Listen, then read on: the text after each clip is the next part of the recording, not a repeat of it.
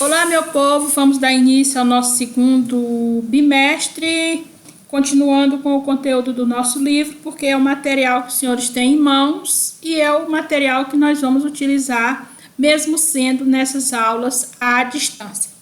Vamos começar com História da Música Brasileira.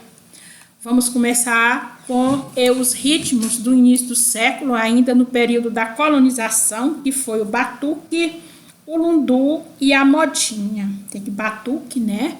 Quando se fala batuque, batucada, logo a gente pensa em festa assim ao ar livre, e era justamente o que acontecia. Era chamado de batuque toda e qualquer manifestação feita pelos africanos, né, que eram escravizados, e os seus afrodescendentes. Eles faziam nas senzalas e era conhecido genericamente como batuque, muitas vezes de forma pejorativa, que estavam lá cantando, né, se divertindo, e o pessoal dizia, já estão fazendo uma batucada. Um desses batuques que permanece até o dia de hoje é o lundu. Ele se popularizou e se transformou em gênero musical, porque ganhou letra, ganhou melodias e ganhou assim tipo canções, né? E também quem foi responsável por essa popularização do lundu foi esse rapaz, o Domingos Caldas Barbosa, que era um padre, era chamado Padre Mulato, porque ele era mulato, né? Filho de uma angolana, e foi estudar em Lisboa e posteriormente tornou-se um artista. E ele foi responsável por levar para Lisboa os lundus e as modinhas. Vamos lá, ver o que é modinha. A modinha era a canção portuguesa que já era estabelecida, que já era utilizada nos salões, e com a ajuda de Caldas Barbosa ele se diferenciou em relação a Portugal. Por exemplo, a modinha se apresentava com referências poéticas do arcadismo. Entre os seus temas estavam as dores dos amores perdidos, inalcançáveis. Essas características elas se contrapunham ao tom variado e jovial das modinhas brasileiras, que eram mais sensuais, mais joviais, mais alegres, mais divertidas. Que o povo brasileiro, por sua origem, né, tropical, sempre foi um tanto quanto mais alegre. A partir de 1830, né, começaram a surgir as primeiras partituras, que são justamente a formalização da música. Estabelecendo no Brasil a diferença entre modinha portuguesa e a modinha brasileira, estabelecendo os dois gêneros, a modinha e o lundu.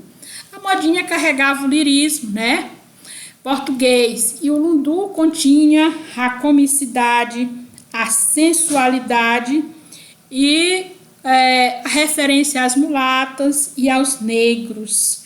Nas letras, né, dos lundus, nós encontrávamos termos próprios da cultura negra da época, que eram a referência a nhonhô, sinhá, buli, que eram palavras típicas da senzala, do cotidiano, da vivência dele. Mas também, dentro dessas letras, havia também a denúncia dos maus tratos e abusos sofridos pelos negros durante o período da escravidão.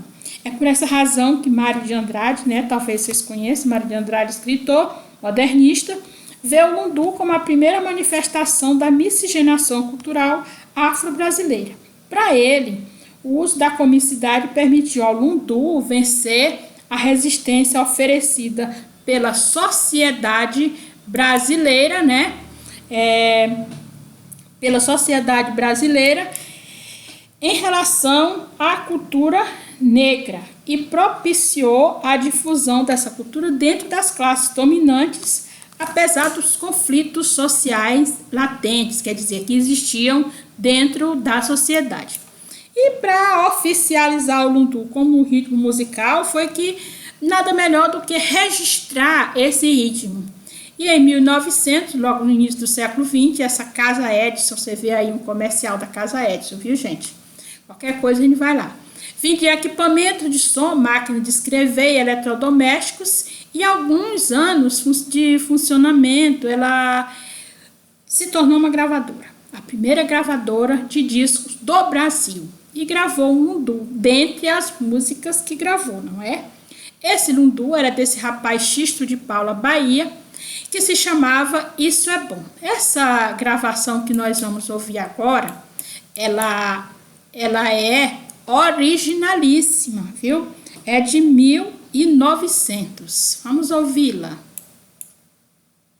Isso é bom, nunca cantado pelo baiano para Paranaense, produtor 107.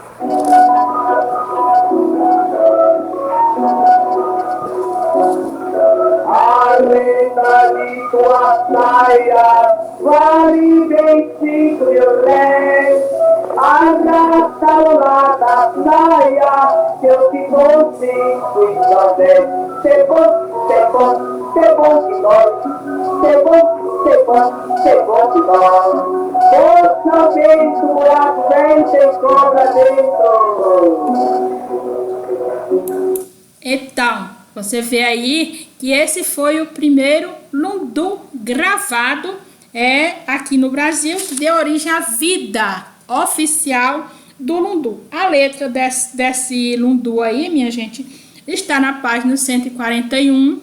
Essa gravação foi retirada do CD de áudio que vocês têm no livro de vocês, ok? Então, vocês terão que fazer atividade sobre isso aí. Vamos prosseguindo a nossa história da música. Nós temos a continuidade, é como se fosse uma sequência. A polca, o machixe, para dançar. Por quê? A polca era uma dança portuguesa, não é?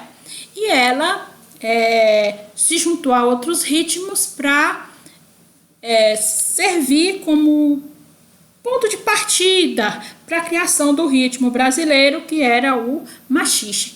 Esse vídeo aqui, ele foi feito em uma série da Rede Globo, ele mostra justamente o nascimento do machixe. Vamos dar uma olhadinha. Uma polca? Isso dança comigo? Sim, Francisca, ela é muito espontânea. Para mim será um grande prazer, senhora.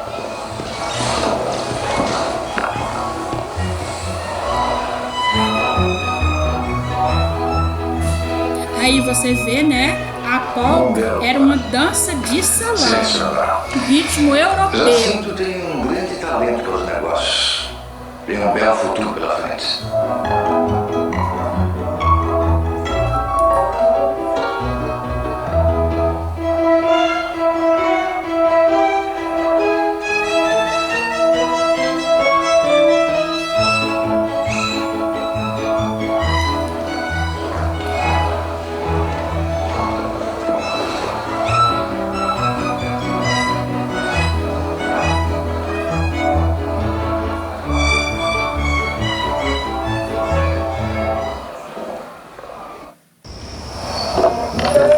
Aí você vê, né, a diferença entre o espaço. A polca era executada nos salões, enquanto que o lundu era executado em outro espaço. Por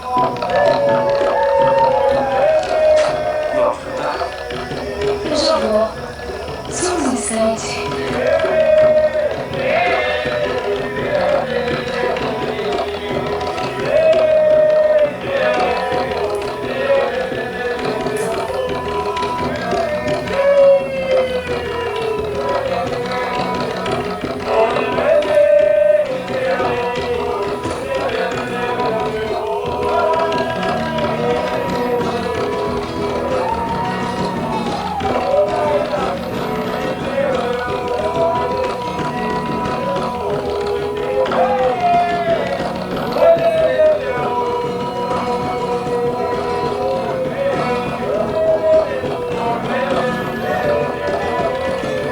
Você vê aí a diferença também da sensualidade que tinha o lundu. Esses passos aí apresentados são os passos originais do lundu.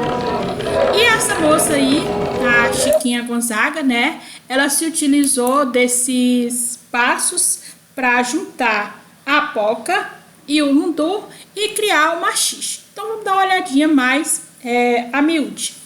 As polcas chegaram ao Brasil como ritmo importado da Europa em 1940.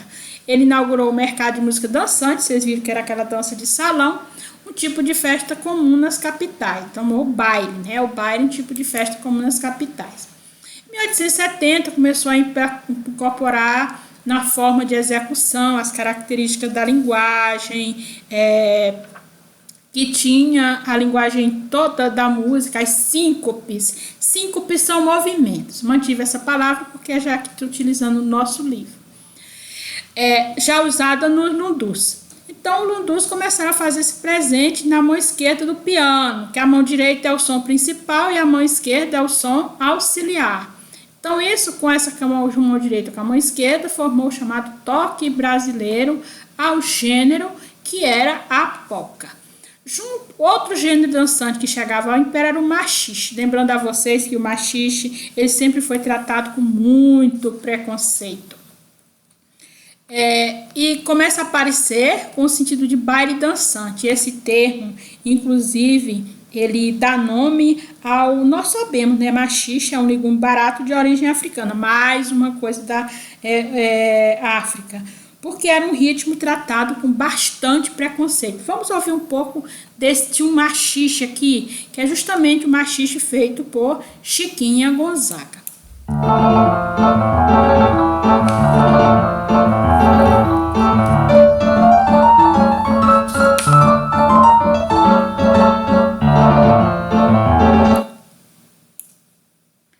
Esse machixe de Chiquinha Gonzaga, vocês viram essa introdução, que também está no nosso livro, está no nosso conjunto de orientações da página 143, ele se chama o machixe corta-jaca.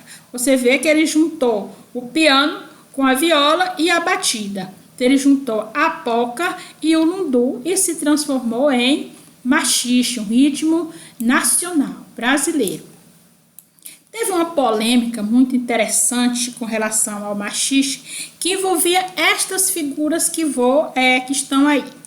Essa aqui é a Chiquinha Gonzaga, né, que era a autora do machixe chamado o corta-jaca. Esse daqui é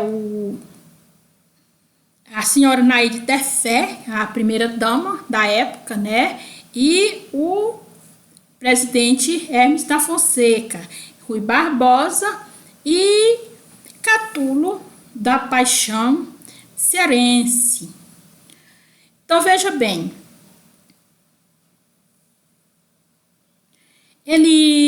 essa polêmica vocês vão encontrar lá na página 146, mas eu coloquei ela em vídeo para vocês aqui, para que vocês possam entender bem essa polêmica e saber mais a respeito do machixe, o corta-jaca.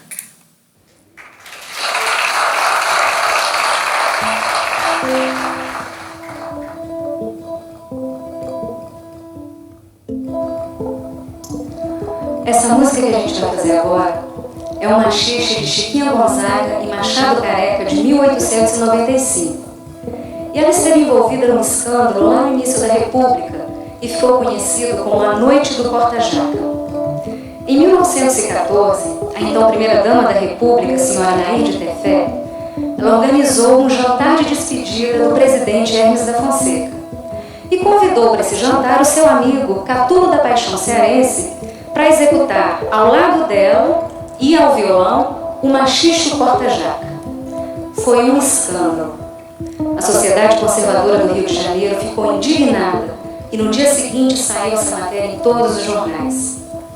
Rui Barbosa, que era senador da República e adversário político de Hermes da Fonseca, fez um discurso inflamado no Senado, dizendo que o machixe era a dança mais baixa, mais chula, mais grosseira de todas as danças selvagens, irmã gêmea do cateretê, do batuque e do samba. E é por isso que nós vamos fazê-la.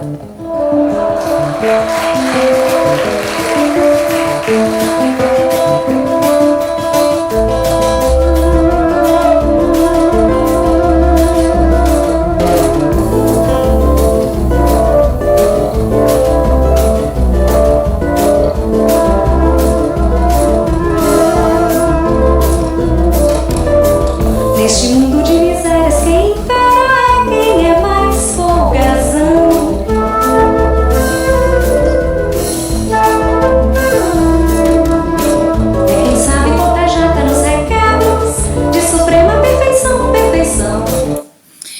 para vocês verem, imagina se o Rui Barbosa vivesse nos dias de hoje. Se ele ouvisse um funk, por exemplo, ele considerar o Corta-Jaca, que era uma música bastante lírica, bastante interessante, que só mudava a batida conhecida até então. E imagina se esse cidadão vivesse nos dias de hoje. Então essa é a polêmica do Corta-Jaca, né? Que vocês vão encontrar na página 143, inclusive a letra, o Corta-Jaca com a sua partitura. Bastante interessante. E também a polêmica que envolveu o Rui Barbosa e a primeira-dama, Dona Naide Tefé. Chiquinha Gonzaga, que causou escândalos, porque ela compunha, ela era uma mulher independente. Muito interessante também estudarmos um pouco sobre a Chiquinha Gonzaga. E passamos então à parte do nascimento do choro e do samba, que são ritmos especificamente brasileiros, nascidos aqui sem outra influência senão o batuque das senzalas. No século XIX, então, o Rio de Janeiro, que era a capital do país na época, passava por uma situação difícil. Eu pergunto se até isso já mudou, né, gente? Será que mudou?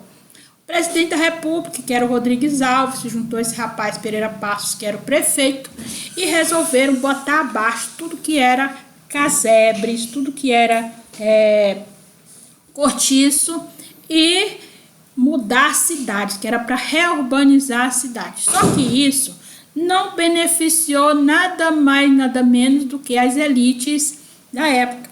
As elites que viviam, né, que passaram a viver nessa parte. E expulsou os mais humildes de suas moradias. Foi aí o começo das favelas, né, gente? Elas já existiam, mas passaram a existir desde então.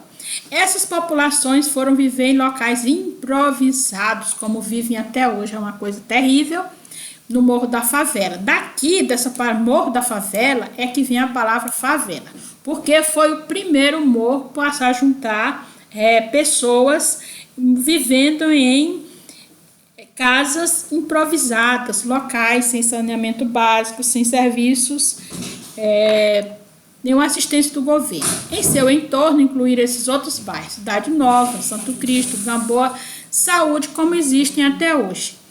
A segregação social expressou-se assim também em segregação espacial, como existe até hoje. Então, rico mora aqui, esse aqui é um bairro de rico, e aquele é um bairro de pobre.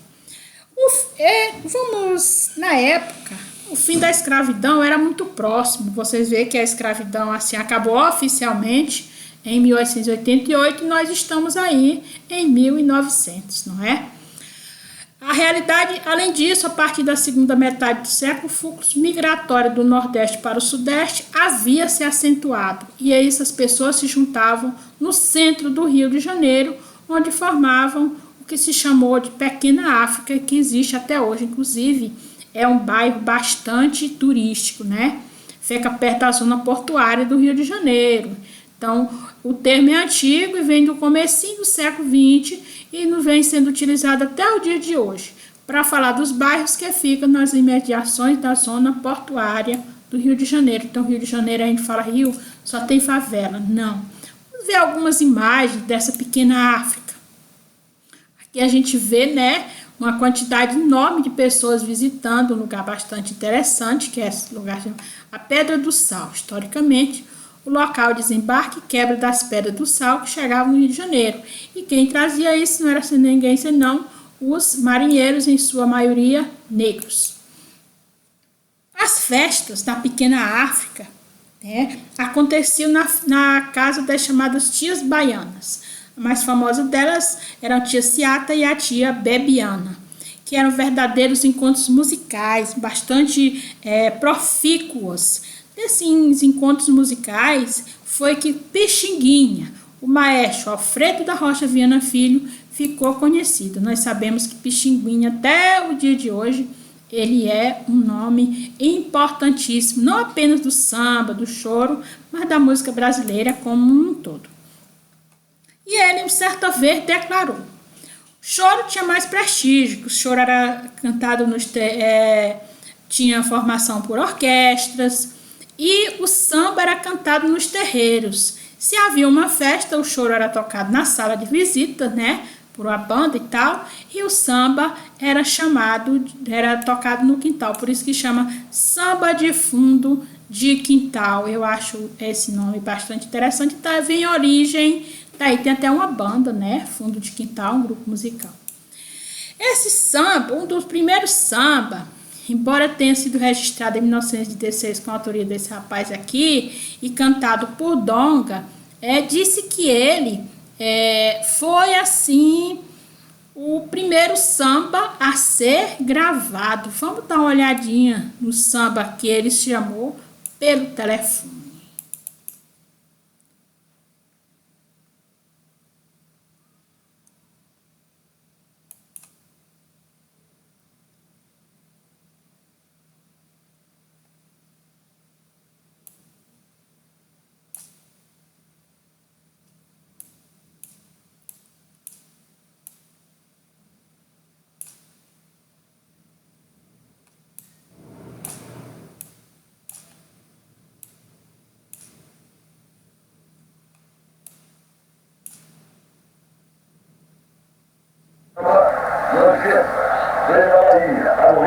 Samba pelo telefone, que é o primeiro samba.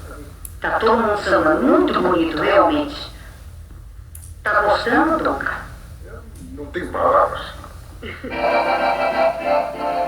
O Pelo Telefone, que é o primeiro samba gravado, em 1917, você ouve, ele tem características de machista.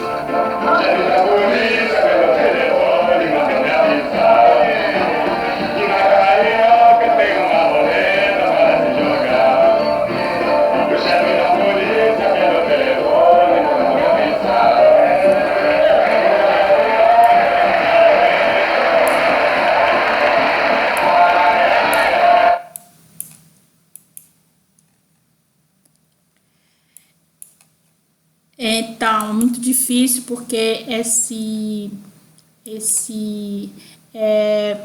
vídeo é bastante novo, né? Bastante antigo, mas muito interessante o samba pelo telefone. Vamos ouvir agora só a versão, só em áudio.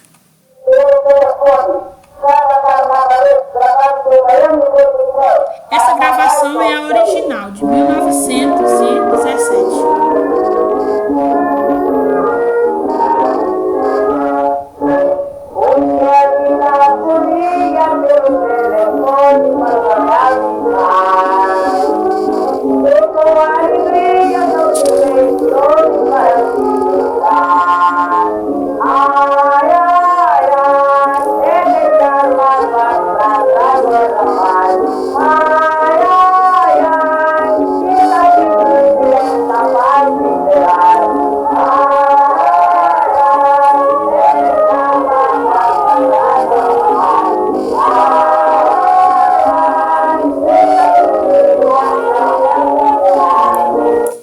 Então, aí nós vemos que o samba. Então, nós vamos ver agora a diferença fundamental entre a batida do choro e a batida do samba, para que a gente possa fazer uma diferenciação desse ritmo.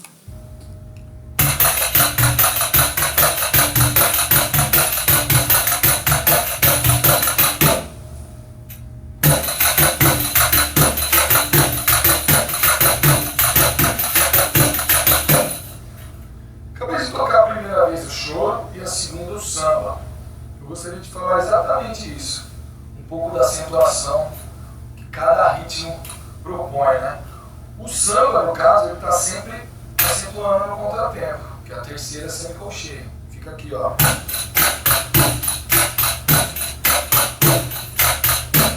O samba novamente vai 1, 2, 3, 4, 1, 2, 3, 4, 1, 2, 3, 4.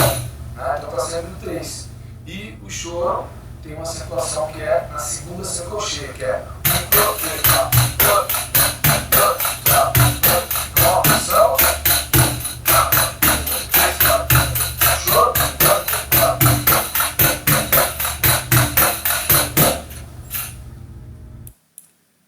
Então, e dentro levando em conta pelo telefone, inspirado pelo telefone, o Gilberto Gil, né, gravou uma música chamada Pela Internet, porque nós estamos na era da internet.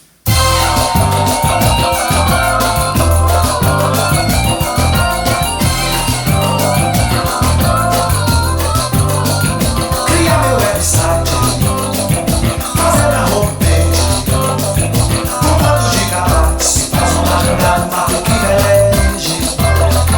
Cria meu website, fazer a homepage, com quantos gigabytes, faz uma jogada, mata o que elege. Então, é isso aí. Então, minha gente, boa sorte a todos. Os trabalhos serão enviados e até mais ver.